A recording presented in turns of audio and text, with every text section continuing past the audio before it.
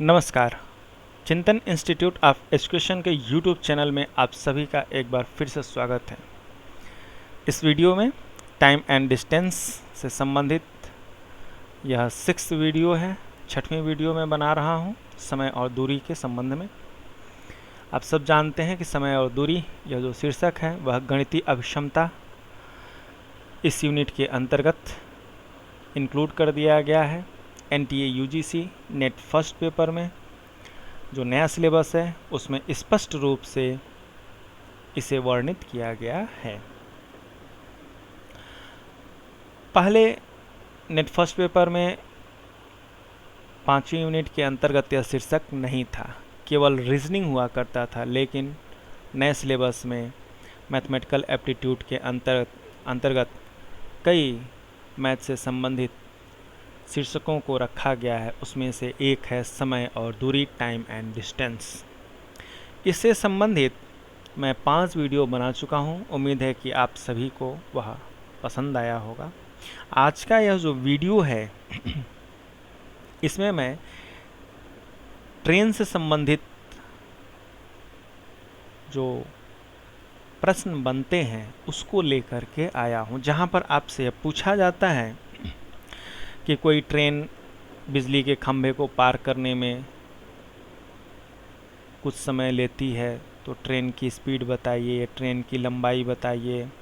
या कोई ट्रेन एक रेलवे प्लेटफॉर्म को पार करने में कुछ समय लेती है तो प्लेटफॉर्म की लंबाई बताइए, या ट्रेन की लंबाई बताइए, ट्रेन की स्पीड बताइए। इस प्रकार के प्रश्न आपसे पूछे जाते हैं। तो चलिए देखिए, इस प्रकार के प्रश्नों को लगाने के लिए भी यहाँ पर जो सूत्र यूज होते हैं वह आप देख सकते हैं। टाइम एंड डिस्टेंस से संबंधित जो सूत्र हैं उन्हीं सूत्रों का प्रयोग करना है। मुझे उम्मीद है कि आप सब अभी तक इन सभी सूत्रों को याद कर लिए होंगे। तो चलिए आइए प्रश्न पर आते हैं, देखते हैं प्रश्न कैसा है। तो देखें, अब नेट फर्स्ट पेपर में इस प्रकार के प्रश्नों के भी पूछे जाने की संभावना बनी रहेगी। देखिए, प्रश्न है हमारा, 72 किलोमीटर प्रति घंटा की चाल से गतिमान 140 मीटर लंबी रेलगाड़ी एक बिजली के खंभे को कितनी देर में पार कर लेगी। ठीक है, तो देखें यह जो प्रश्न है, इस प्रश्न में सबसे पहले तो देखिए ट्रेन की स्पीड दी हुई है, ठीक है, और ट्रेन की लंबाई दी हुई है। यह है किसको पार कर रही है, बिजली के खंभे को। तो बिजली के खंभे को ट्रेन कितने समय में पार कर लेगी। तो सबसे पहले आपको यह समझना होगा कि बिजली के खंभे को पार करने के लिए ट्रेन को कितनी दूरी तय करनी होगी। ठीक है, तो हमें क्या करना है, सबसे पहले देखें, ऐसे अगर मैं कहूँ कि बिजली के खंभे को हमें पार करना है, किसी व्यक्ति को, हम तो एक कदम में ही पार कर लेंगे। लेकिन ट्रेन बिजली के खंभे को क्या एक कदम में पार कर लेगी? नहीं। रेलगाड़ी को बिजली के खंभे को पार करने में अपनी लंबाई के बराबर की दूरी तय करनी होती है। जैसे मान लेते हैं कि ये हमारा बिजली का खंभा है, ठीक है, और ये एक ट्रेन आ रही है, इतनी लंबी ट्रेन है, ठीक है, ये ट्रेन है, ये यहाँ तक हम मान लेते हैं ये इसका क्या है, इंजन हो गया, ठीक है, और पीछे बोगियाँ हैं, ठीक है, ये सब बोगियाँ हैं। अब यह ट्रेन जब इस खंभे को पार करेगी, ठीक है, तो क्या केवल यह इतना सा हिस्सा जो इंजन का है आगे चला जाएगा, यहाँ तक आ जाएगा, ये इंजन आ गया यहाँ तक, तो क्या यह ट्रेन इस पोल को, इस खंभे को पार कर ली? नहीं। यह कब पार करेगी? जब यह अंतिम डब्बा पार कर जाएगी तो, ठीक है। तो वह कंडीशन क्या होगी, यह हमारी पोल है, ये अंतिम डब्बा, ठीक है, ये इंजन, ये यहाँ पर हमारा क्या हो जाएगा, इंजन,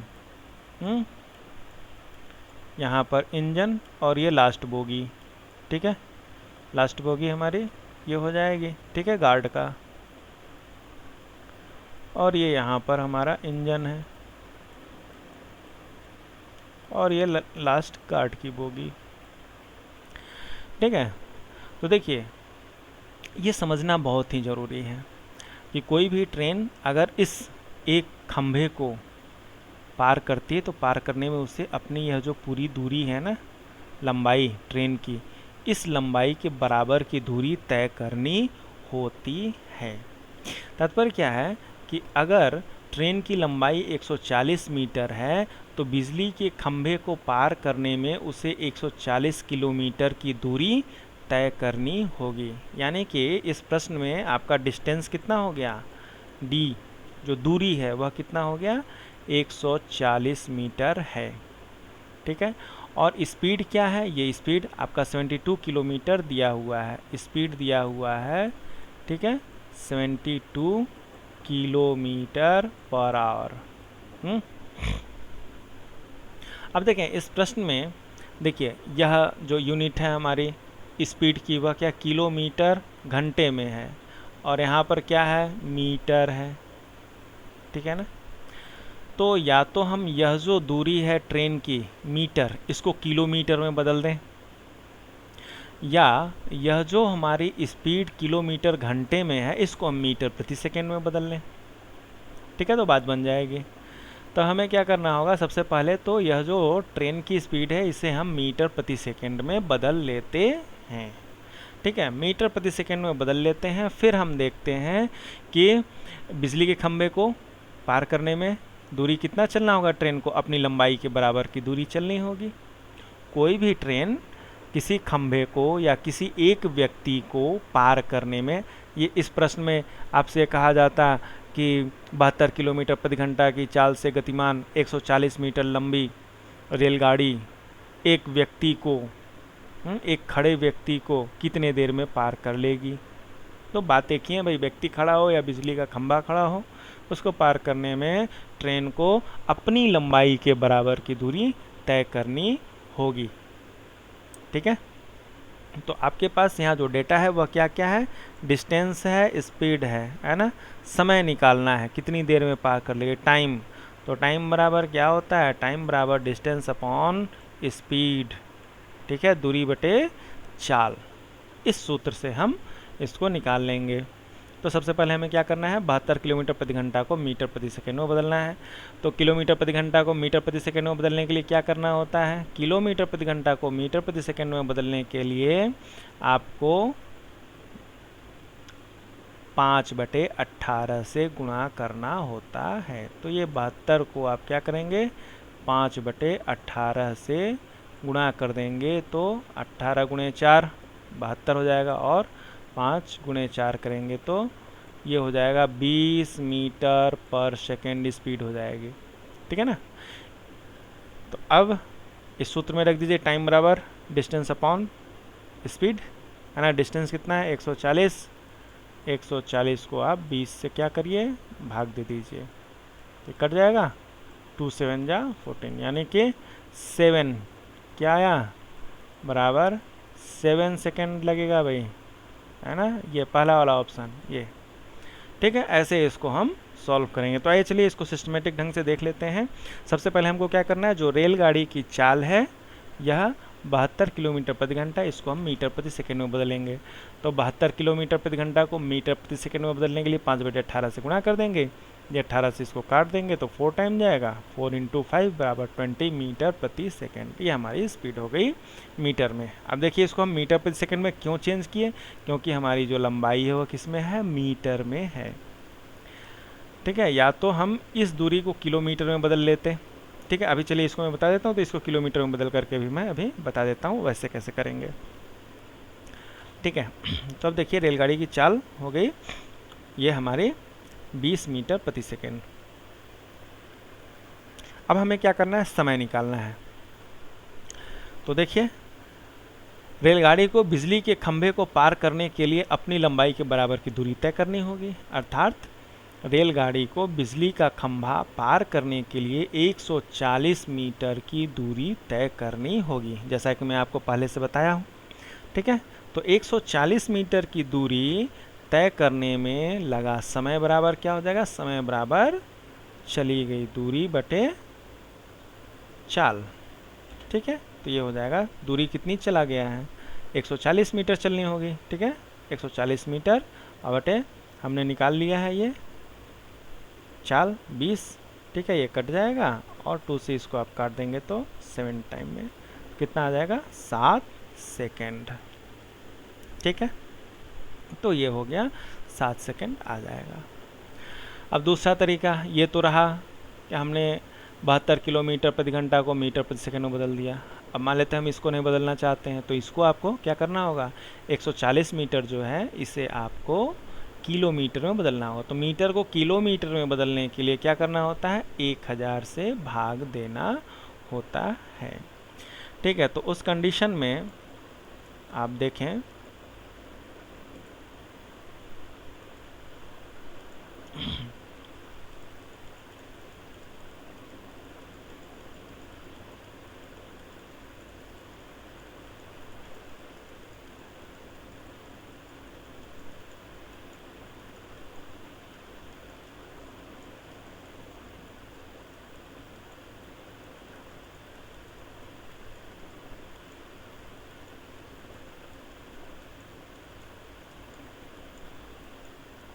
चलिए, तो अब हमें क्या करना है, दूसरे तरीके से मैं बता रहा हूँ कि जो हमारा 140 किलोमीटर है इसे हम क्या करेंगे, मीटर को किलोमीटर में बदल देंगे।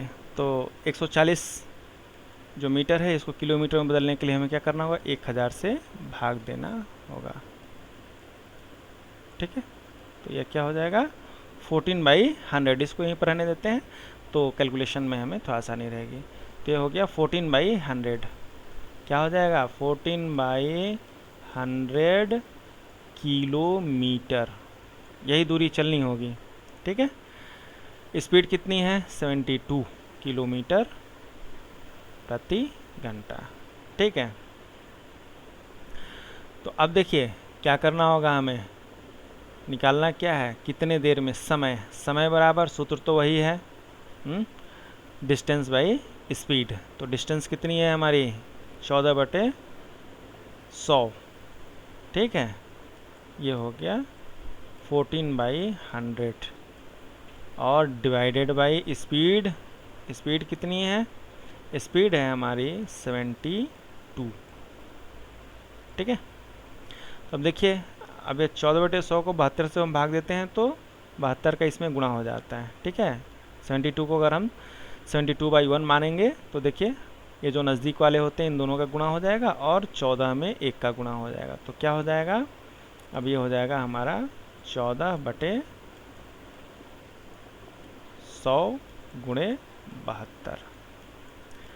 अब इसे अगर आप सॉल्व कर लेंगे तो वह किस में निकलेगा, यह आपका निकलेगा घंटे में।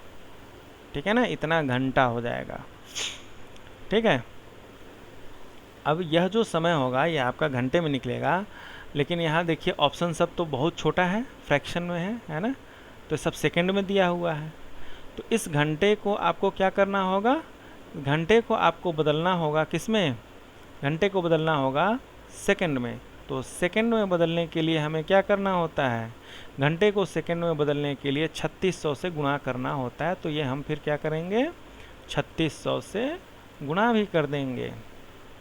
ठीक है, तो अब देखिए इसको अब हम काट देते हैं। तो देखिए 2 शून्य यहाँ से कट जाएगा और 36 से ये कट जाएगा, 36 2 जा 72 और 2 से ये कट जाएगा 7 टाइम में। ठीक है, बात वही पड़ेगी, बराबर आ जाएगा 7 सेकेंड। ठीक है ना, तो ये 7 सेकेंड में दूरी हमारी क्या होगी, पूरी कर ली जाएगी। तो यह जो ट्रेन है वह एक खंभे को पार करने में कितना समय लेगी, 7 सेकेंड का समय लेगी। कब, जब उसकी स्पीड 72 किलोमीटर प्रति घंटा होगी तब। ठीक है, और उसकी लंबाई 140 किलोमीटर 140 मीटर होगी तब। ठीक है, तो इस प्रश्न को हम ऐसे लगाते हैं, बहुत ही आसान है।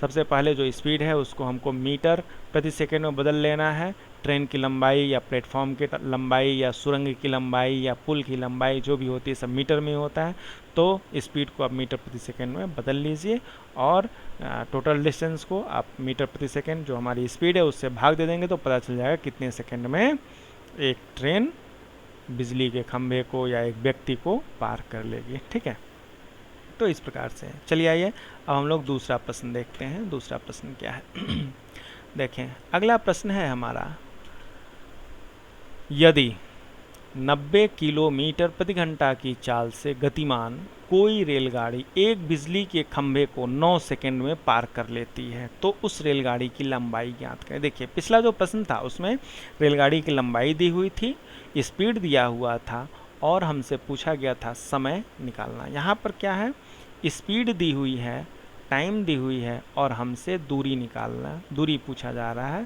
है ना, रेलगाड़ी की लंबाई पूछी जा रही है। ठीक है, बिजली के खंभे को पार करने में जो दूरी होगी वह रेलगाड़ी की लंबाई के बराबर ही दूरी होगी।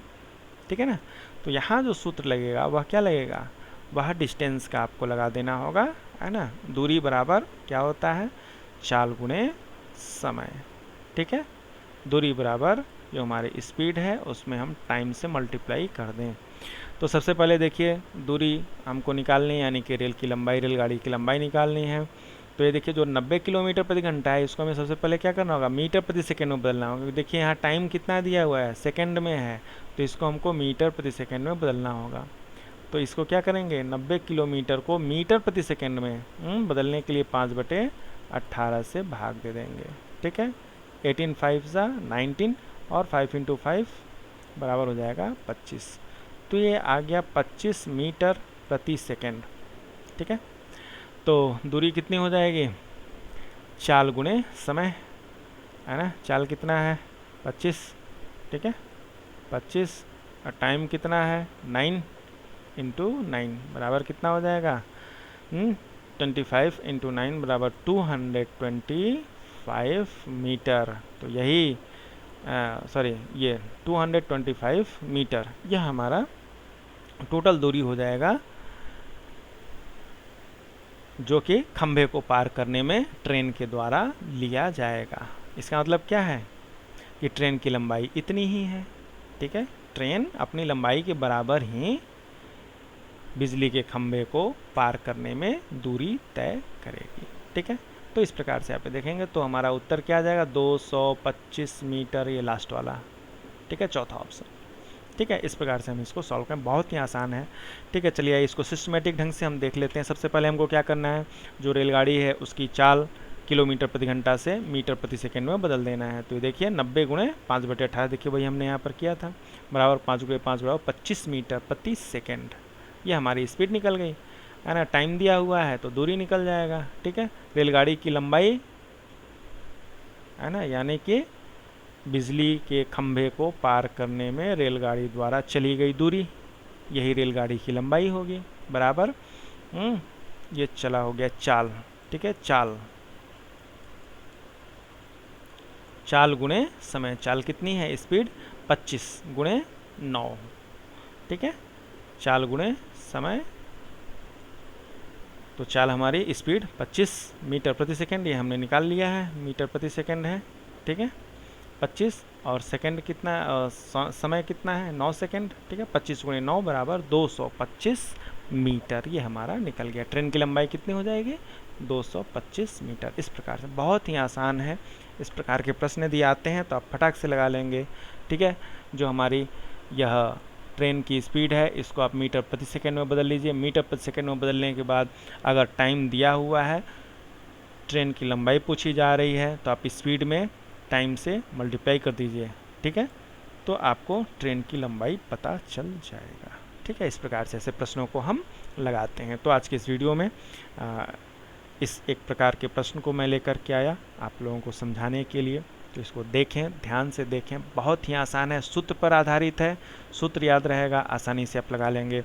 दूसरी बात, मैं हर बार कहता हूं कि प्रश्न को पढ़िए, प्रश्न को पढ़ करके समझने का प्रयास करिए कि प्रश्न आपसे क्या जानना चाहता है और उस चीज़ को ज्ञात करने के लिए आपको यह देखना होगा कि प्रश्न में कौन कौन से आंकड़े हैं जिनके आधार पर आपको प्रश्न का जवाब देना है।